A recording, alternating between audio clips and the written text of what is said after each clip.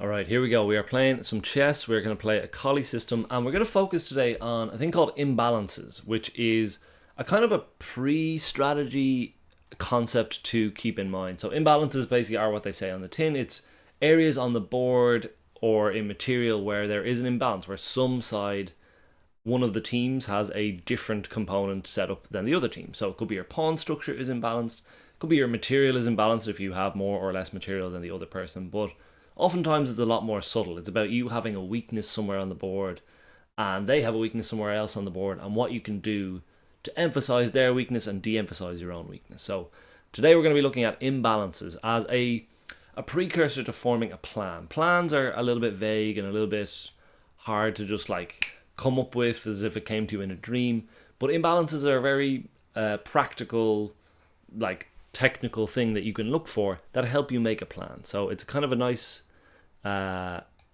way to get into like the strategic planning side of things. So in this case, I've kind of played my opening, and this will often happen. You'll play your opening, and if you know your opening well, they will have like inbuilt plans, inbuilt imbalances in them. In this case, for example, we do have a lot of central control, a lot of control over this e-pawn, but that in itself is not an imbalance just yet. It's kind of what happens after we exert our pressure on this e4 pawn, is where the like longer term plan will come into play. How we're going to win the game rather than just get well set up out of the opening. So I won't delay anymore. I will play e4. We are pretty well set up. That's we're in good shape here, I think, to start cooking up a plan, but it is really going to depend on how our opponent responds to all of this and how it sort of shakes down in a few moves time. That is an interesting move, I would say. That is definitely one that leaves this a little vulnerable, I would have thought. We're going to try to take advantage of that with a weakness here. Ooh, my battery is low. Let me see if I can find that charger.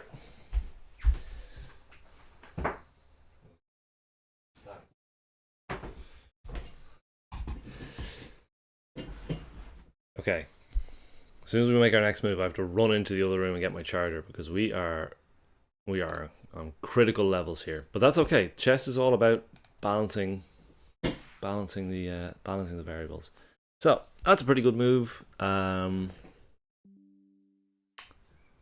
This weakness, is there any way we can pour more fuel on the fire? Probably is, just with this. So that's the imbalance in this case, is they have a really weak e-pawn right in front of their king. I suppose it's an imbalance, it's a weakness, it's something that we can plan around. So our plan is just going to be exert as much pressure on this pawn as possible. And it might not even work out that we win that pawn. That's the plan, that's the goal, is to win that key central pawn. But it might also work out that they have to give up so many concessions. They have to place their pieces in goofy squares and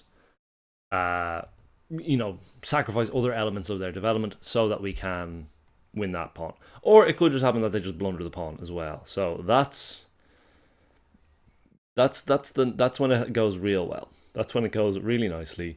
We have 3 attackers, they have 2 defenders, we are cruising. There's often a question whether they take with the knight or the bishop first. In this case, I do expect them to take back everything, so we're going to end up with the rook here, come what may. So it's not as important what happens there. And do we immediately trade off? We kind of bring their queen forward if we do. Actually, yeah, we definitely just take here, because then this will be hanging.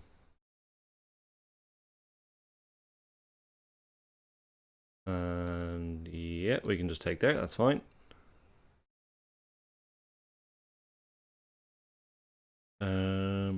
Right, okay.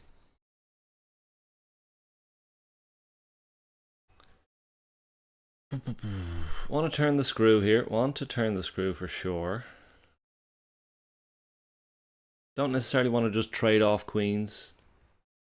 I have also forgotten about my low battery, so this could all be null and void in just a moment.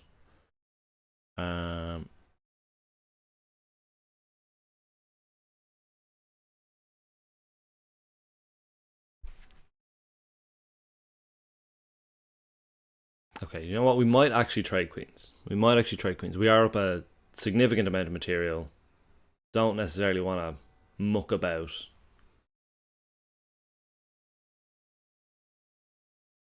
So we can...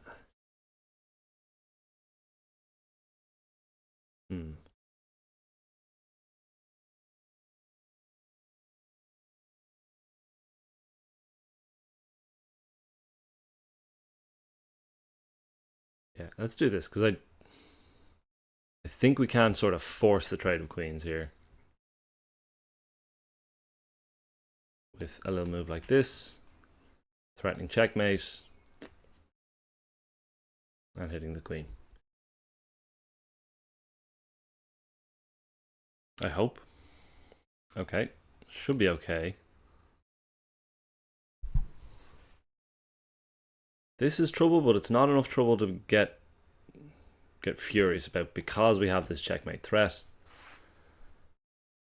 So this is less so about imbalances, because we've already exploited the imbalance. The imbalance is now a material imbalance. Okay, they seem to have missed it, so that's checkmate. Not the cleanest game from our opponent, but that they were an 1889 rated player. We have managed to get into the 1890s. So, like, just having the focus of once we got through our opening. So let's just run this back. We did our collie system, which is a super solid way to start the game. Super solid way to not leave too many like weaknesses on your own side. And your opponent kind of needs to know what they're doing, not to give away a weakness. I've never seen this F5 response. It doesn't look very good to me. And we were able to exploit that immediately. Like, look how weak that pawn is. Like, even when they, get the knight in here to add, that's when we lock in and we say, okay, there's an imbalance here. They have a weakness, and a weakness is this pawn that doesn't have any other pawns defending it. It's at the base of the chain. That's very often a source of pawn weaknesses. And all we had to do is just keep piling on the pressure. And even if they did like defend this a little bit better, yeah, maybe they were better off just not bothering, just sending the bishop through. But at this point, like, even though it's only one pawn of material, it's 2 pawns, I think, at this stage. No, 1 pawn of material that we've won. King is still uncastled. They've lost a crucial center pawn. They actually did also drop this tactic as well when they castled there, so we were able to see that. But it all sort of stems from us cracking through in the center of the board very early on in the game. So that is a quick primer on imbalances. We might cover that in a bit more detail later on, but just wanted to give you an idea of what I'm noodling on at the moment and how I go about sort of starting to make plans. You look for an imbalance, you look for a weakness, and you just point the eye of Sauron at that weakness. Thanks for stopping by. Hope you had a good time. Feel free to subscribe and stick around for more chess content. And as always, enjoy your chess. All the best.